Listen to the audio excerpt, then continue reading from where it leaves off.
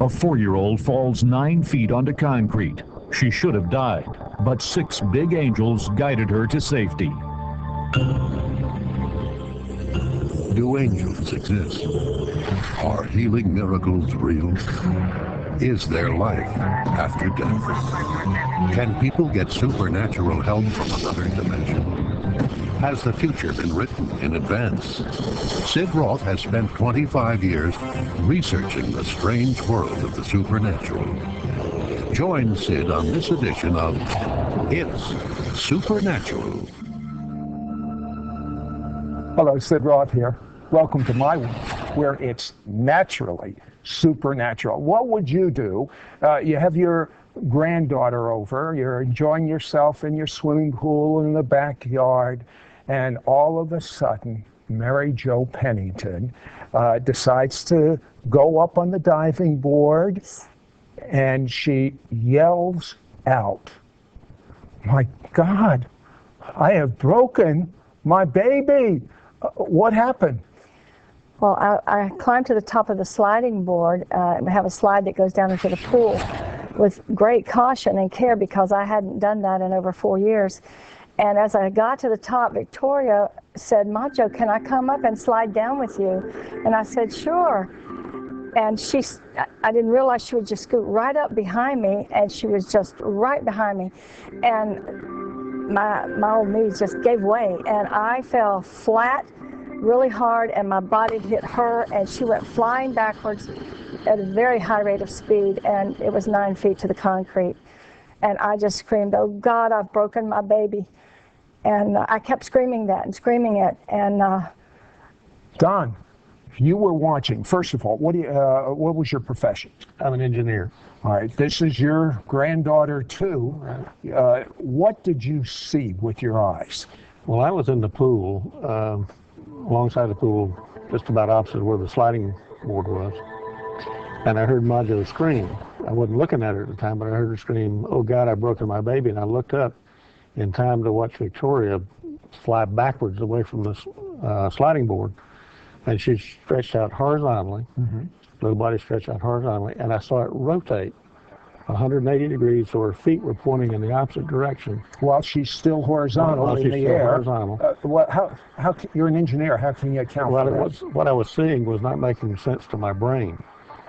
And then I saw her almost float, and not only go straight down to the concrete, but she moved over about 6 feet away from the sliding board and settled down on her little backside and her elbows and her hands. And I just couldn't believe what I expected to see her body flying in all kinds of parts. So you obviously went to examine what was going on. Where were you? Were you still on top of the sliding board? Yes, I couldn't get down at all. And I couldn't see her when she was behind me. And then suddenly, and she didn't scream. I was screaming, but she didn't scream. But suddenly I saw her settle in my view where I could see her. And I felt as though I had to keep my eyes on her. If I glanced away, she'd fall into a million pieces. I just had to keep eye contact with her. And I was still screaming, "I've broken my baby." But I just knew that if I stopped, I don't know why I thought I could hold her together just by looking at her. And then Grandpa came around to check her out. What did you say? Well, she was trying to get up. She says, "Grandpa, I'm okay, I'm all right." And she was physically trying to get up. But I made her lay still. And I said, "Please let me check you all over," because I did not know what I was going to find. You're telling me she fell over, thrust like with a force, right, and fell 9 feet onto cement? Right. Yeah, so what was with her? So I checked her all over. I checked her head and down to her neck and her spine and her arms and her legs. And they all worked, and there was no blood, and she appeared perfectly normal. So at that point, I did let her get up, and then I noticed 2 little places on her body. She had a little scrape on her right elbow and a little red mark on her palm, and that's the only evidence of any injury that I could find. Okay, you're an engineer, you're a logical man. How do you account for this? It's not making sense to my brain. Well, it didn't make sense to mine, and I can't account for it now. except in light of what we learned later from talking to Victoria. But at that time, it just made no sense to me at all. Now Majo, when you heard your granddaughter talking to her mother on the telephone, you got your first inkling of what really was going on. What did you overhear? She said, "Mommy, I'm not broken. Majo knocked me off the slide." And I heard God yell, "Save the children, catch Victoria." And 6 big, big, big angels came and caught me and zoom, took me right up to heaven. Now, Don, is there any other explanation for how she fell and the fact that she didn't break her body? Not to me, there's not. I can't think of anything. No, we just thought it was just a great miracle of God's, protection that kept her from serious injury. But when we heard, that I talked to her mother over the phone that she had gone to heaven, we didn't know what to think at that point. Speechless. Okay, they had like a home video of Victoria when this happened and her reporting on what she saw. Let's go to that right now. All right. Now show me what happened.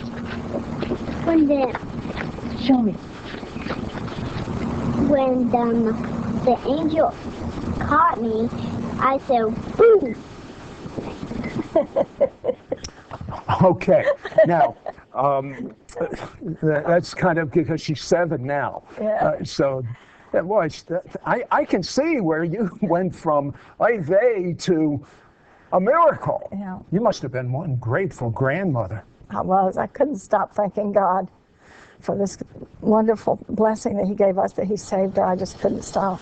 And she keeps going back to heaven. We'll be back in just a few minutes. Don't go away. I know you'll be back. We'll be right back to It's Supernatural. On today's program, you've heard only a portion of 4.5-year-old Victoria's story about her visit to heaven and back. Call now and get your copy of 6 Big, Big, Big Angels and find out the entire story of what she witnessed, heard, and experienced. It's yours for a donation of only $18 postage paid. Ask for order number 1042. This book reveals the reality of heaven, angels, and the loving and merciful nature of God. This is a book that will heal broken hearts. It will bring comfort to those who lost loved ones. Your longing to spend all eternity in heaven with God will be increased. Your fear of death will be overcome. You'll receive answers to these questions. Will we see our loved ones in heaven? What happens to unborn babies in heaven? Do children abandoned by their parents hold contempt in their hearts? Will we look the same in heaven? Where do people live in heaven? What is the throne room of heaven like? What does Jesus look like? Are there gold paved streets in heaven? Call and get your copy of 6 Big, Big, Big Angels for a donation of $18. Postage is included. Or you can write to Sid Roth. It's Supernatural. Post Office Box 1918, Brunswick, Georgia 31521. Please specify order number 1042 or log on to sidroth.org. Many have said after reading this book, they began to encounter their own visitations of the heavenly realm. Call or write today for your copy of this life-changing book. We now return to It's Supernatural. Hello, Sid Roth here with Mary Jo Pennington. She's affectionately called by her granddaughter, Majo. And Majo, you got the shock of your life.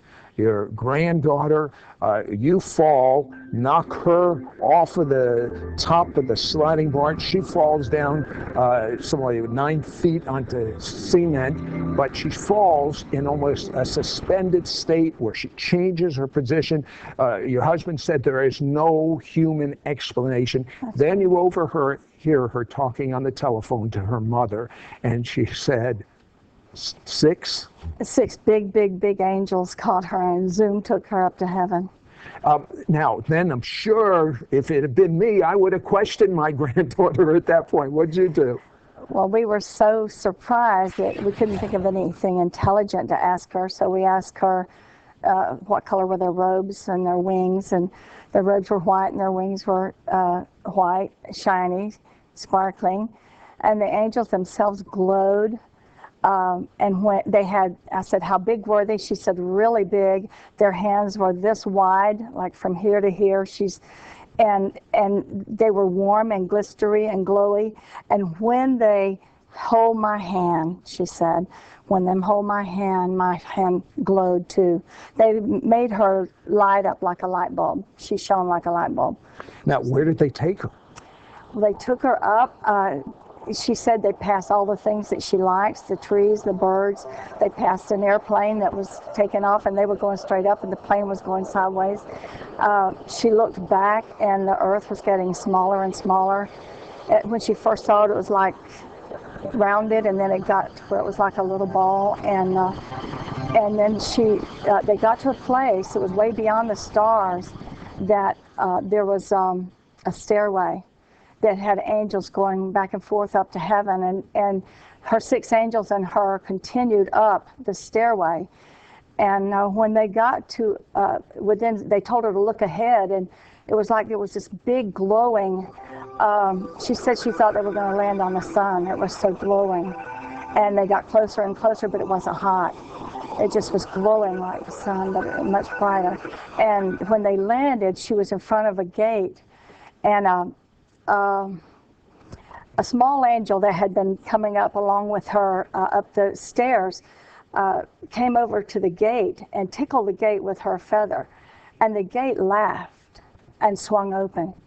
Now, when she went into heaven, she saw some babies. Tell me about that. Yes, she said an angel came out to tell her where was Jesus, and then took her to the baby place.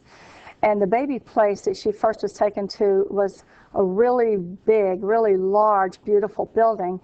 And in it were lots of tables that are very soft. And Jesus and the angels were working on little babies that Victoria could hold in her hand. And they were making them whole.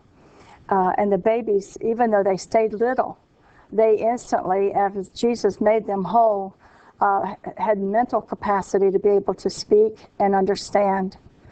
And they were made strong to where they could use their arms and their legs, but they stayed little. They grow as the normal size that they would on the earth, but when they're made whole, they have full mental capacities. Now, in your book, you talk about some terminology she uses about, she said that Yes. the baby was squeezed out. Explain Yes. that. She went to this other room that had a beautiful baby room, and this little baby, the first baby she saw, she said her was squeezed out of her mommy before her was old enough to live. And we met several babies there that were, and then she started to tell me about a little baby that had gone full term, but she started to look kind of sick when she told me about her. She said she was the garbage baby.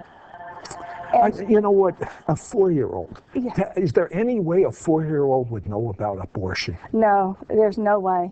But each of the babies that had been aborted were this little, and they were squeezed out before they were old enough to live. And then the garbage baby was left at a dumpster, and it died. And when the garbage baby told her that story, she became a little sad. And they went and got a kangaroo, came and put him in her pouch. It was a warm place for this little baby to be. And the kangaroo actually took him for a ride out in this beautiful park. And Victoria couldn't fit all the way in, and she hung her legs out, and they went bouncing. They would bounce as high as the sky.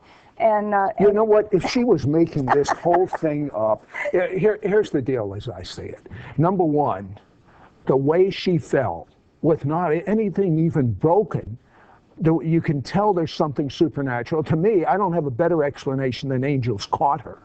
And for a 4-year-old to have such a graphic description of abortion, but it gets even more exciting than that. She sees things in heaven that we read about in the scriptures. Again, there'd be no way she could know these facts.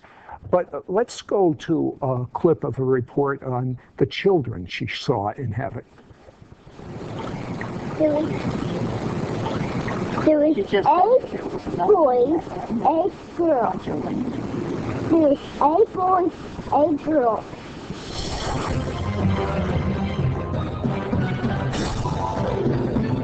We'll be right back to It's Supernatural.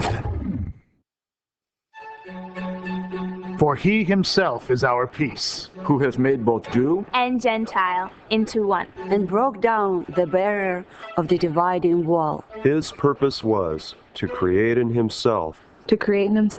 His purpose was to create one new man. one new man. one new man. Один новый человек. Adam Hadash Echad. One new man. Sid Roth has found the key to worldwide revival. This is God's time to reach the Jewish people with his love. Messiah Jesus has torn down the wall dividing Jew and Gentile. The two together form one new man to reach the world. God's method to reach the Jewish people is through signs and wonders. This is why our website, sidroth.org, is jam-packed with tools to equip you to move in signs and wonders, understand Israel and the Jewish roots of the church. Log on to sidroth.org today. We now return to It's Supernatural. Sid Roth here with Mary Jo, affectionately called Ma Jo by her family, Pennington, and her 4-year-old granddaughter should have died. Fell straight onto concrete, but she didn't really fall. She was like carried down by angels. She saw the angels. Her grandfather, who's an engineer, said it is humanly impossible for her not to have hurt herself and to have fallen and turned in midair the way she turned unless there was some supernatural help. And then she went to heaven and she talked about seeing little boys and little girls. Tell me about that. Yes, she saw 8 boys and 8 girls, and these children ranged in age from around 4 years old to 10 years old. And some of these children had been aborted, squeezed out before they could live. But one little boy, we found out in an unusual way. We were putting flowers by my mother's grave about 2 weeks after she fell, and she had to find the grave of a little boy. She just had to. It was urgent for her to find his grave. And don't you kind of wonder why a 4-year-old is looking for a grave of someone? Yes. Her mother walked all over this huge cemetery looking for it, and the only way she found him, she finally mentioned that we wanted to leave and come back another day, and she said, but the tent will be gone. And apparently she had observed the tent from another place and knew from the tent how to get to where the grave was. And so they started looking at all the tents. Observe the tent from another place. She saw it from heaven. That's what I thought you were saying. Okay, go ahead. Michael showed it to her from heaven. And Michael? Who's Michael? One of the 8 boys and 8 girls. Okay. And this is the little boy she's looking for, and she, when they finally looked around and they saw a tent over beyond my mother's grave and about 90 feet, and so they drove back around, and she walked up to that, turned her back to the tent, and looked out across the cemetery as though getting her bearings, and walked straight to this little boy's grave. And she said to her mother, what does that say? And she said, honey, it's a little boy. His name is Michael. She said, this is it. And she saw him in heaven. And she said, why do we need to find his grave? And she said, because there's another one. And she later revealed to us that he was killed in a crash. She told us how the crash happened. It was in the newspaper exactly as she told it to us. Except she told us that the car was forced off the road by a big monster truck with lump tires. And then it hit a cement thing. And then it went through the air, turned upside down, and landed at a tree. Well, the newspaper did not give the account of the monster truck because that person left the scene. But the car actually had been stopped by a cop and had been left, and after it left the cop, this was all in the newspaper, it Could someone have read that article to her and she just made that up? No, Bubba, her brother, Patrick, went back the next day to the cemetery and got the name off of the marker, yes, and went to his school and looked it up on the internet, and the newspaper clippings were there, and he printed them and brought them to us, and we were just astonished, because the first thing our mother said, ask her what color the car was, and we did, and she said it was red. She said, ask her if it landed upside down or right side up. She said upside down. So that's when she told me all about how the wreck happened. And I was telling it back to Sandy, and Sandy was saying, man, I've got goosebumps. This is so unreal. It's just exactly like it is in the paper. Now, what did she mean there's another one? Well, there were some custody battles after that. The little boy had lived with his father, but he was visiting his mother when her boyfriend wrecked the car, and they were both killed, the man and the little boy. And the little boy wanted his sister to stay with his father, actually. He wanted her not to have to go with the mother anymore. Now, how did you know all of these facts? They're in the newspaper. So there's really no explanation for Victoria to have all this information. No, none at all. Except to prove to you that there's something way beyond a... Yes. Look, you know what, if you didn't even have those facts, I don't see how a 4-year-old could imagine what you're telling me. Not at all. Even if you did have that verification. We have never been able to find the little boy, his parents. Did the little boy tell her anything else about the situation? Yes, he said that he had been mean to kids at school, and that when the accident happened, he had a stick through his throat and he couldn't speak very well, but he was trying to say, God forgive me for being mean to the kids at school. So as young as he was, and he was only 4.5 when he died, he knew his heart needed to turn to God. Even as he knew he was dying, he asked God to forgive him for being mean to kids at school. Not that he would have gone to heaven anyway, but he knew his heart had to turn to God at that moment. Now, and then the angels took him on up to heaven. You told me something else that was interesting, that by your swimming pool, people report seeing angels now? Yes. There is a lifeguard angel that's at the diving board all the time now. He's very large. Sometimes I can see him pretty clearly. I can see like breastplate, little brown like chest breastplate on him. I have seen him very well, but other people can too. When you step out our glass sliding door and look toward the glass sliding door, the sliding board, you can see like a mist in the shape of an angel that you can see through it, but you can clearly see him. And what happens is the bars on the sliding board will reflect in his body. You can see them reflect several times up in his body, and there's no reason for them to reflect. There's nothing to reflect there. Well, I also understand that your granddaughter, Victoria, goes to heaven often. Yes, she does. In fact, she said when she doesn't go to heaven, heaven comes down to her. What does she mean by that? She can often just look up and she can see God and Jesus just right there. You do realize that what you're telling me is very hard for a lot of our viewers to believe. I bet it was hard for you. What convinced you? I did. A lot of times I have doubt, but I'm always convinced, because there's no way she would know what she knows. She's a very normal child. When I ask her what she does when she goes out to play, if she can always look up and see God there, she said she just doesn't look up. She has to keep her head where she can't see him, so she can just be normal and play, because a lot of times all she has to do is glance up and see Jesus or God. And I tell her, don't go out close to the road. I don't want you outside by yourself. She said, I'm never by myself. Jesus is always with me. You know what I loved in the book about when she sat in God's lap? I don't know about you, but I would like to sit in God's lap. Yes.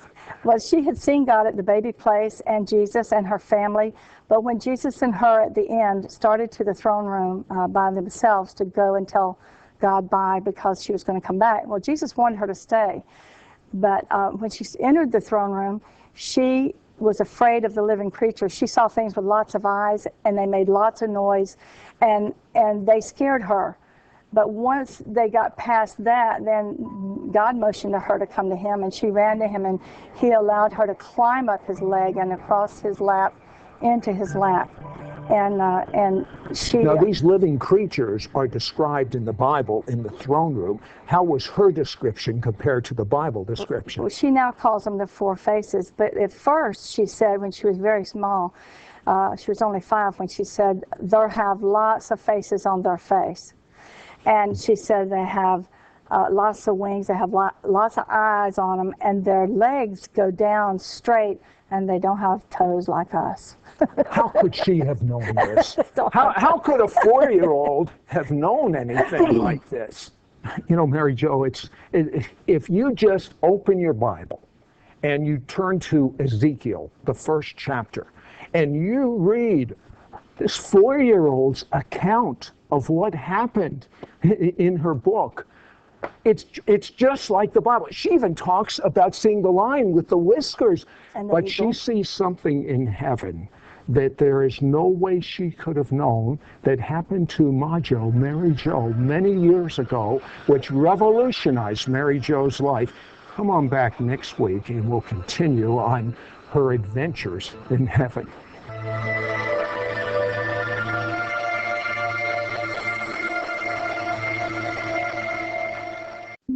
On today's program, you've heard only a portion of 4.5-year-old Victoria's story about her visit to heaven and back.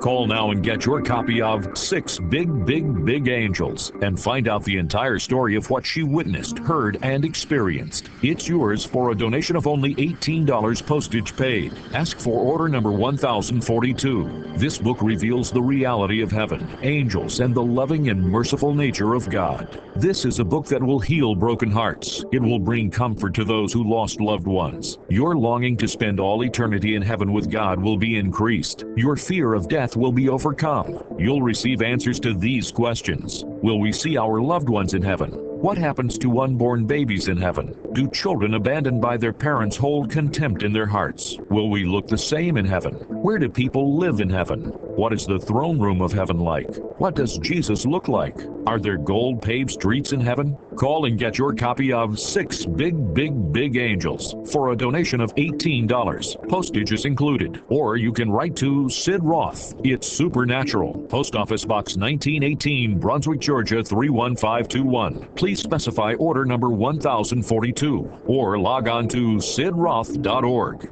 Many have said after reading this book, they began to encounter their own visitations of the heavenly realm. Call or write today for your copy of this life-changing book.